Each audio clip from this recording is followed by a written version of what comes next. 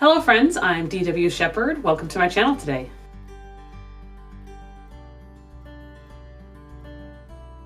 In my last video, I mentioned how I was still percolating on my plans and goals for the year because I was still sorting a lot of things out, and then I disappeared for 2 entire months. I'm back with a brief update and to talk about deep work. So the past 2 months have been quite a doozy for our family. We've had some pretty significant losses and difficult family life events, and it just was a really difficult time for me emotionally and mentally.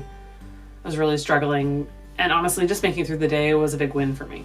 So I did do some writing during that time, but it was pretty minimal.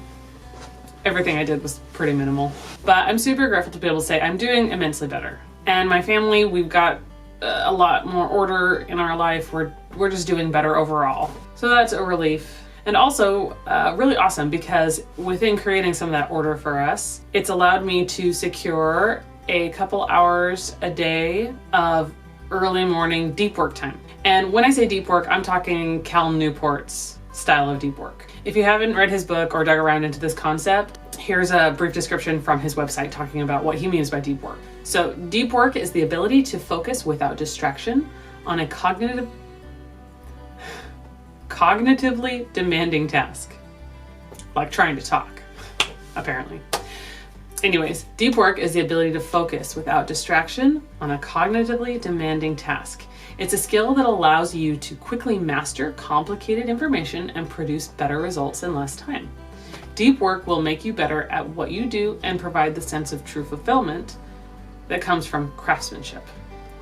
In short, deep work is like a superpower in our increasingly competitive 21st century economy. And yet, most people have lost the ability to go deep, spending their days instead in a frantic blur of email and social media, not even realizing there's a better way.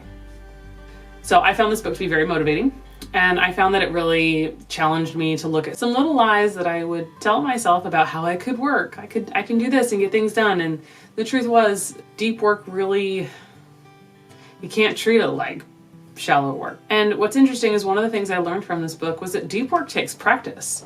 And that was kind of a surprise to me, but the truth is it makes sense because we are spending time conditioning ourselves every day in our current culture to do shallow work.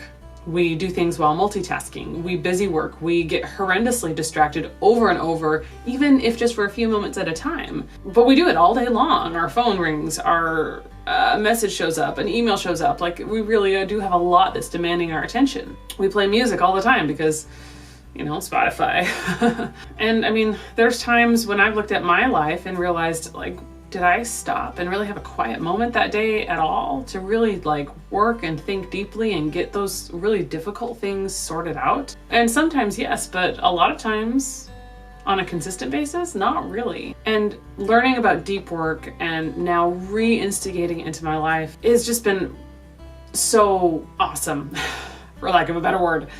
Because in addition to just creating a space where I can get things done in a more whole and satisfying manner, my deep work time is also respected and protected.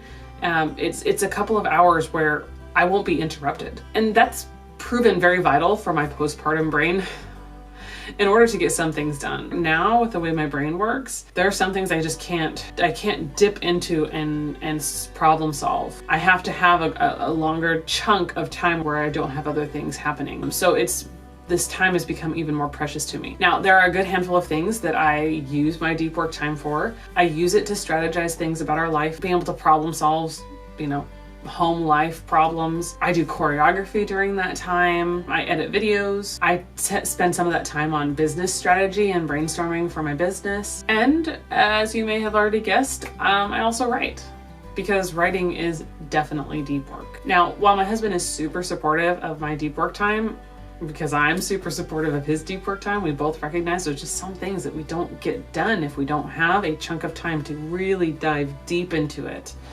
before we have to come out. The approach we do have with it though is you get what you get. You got your block of time and use it well. Be happy about what you got done. You can't be cranky if you didn't have more. You got what you got because it's precious, and basically baby eats all the rest. Baby or work.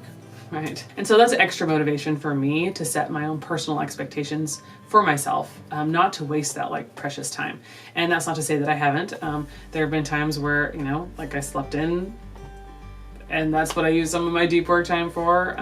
There's times where, I just spent some of that time really like putting my face together, or whatever. Even so, kind of like having NaNoWriMo, right? You got a month to get it done.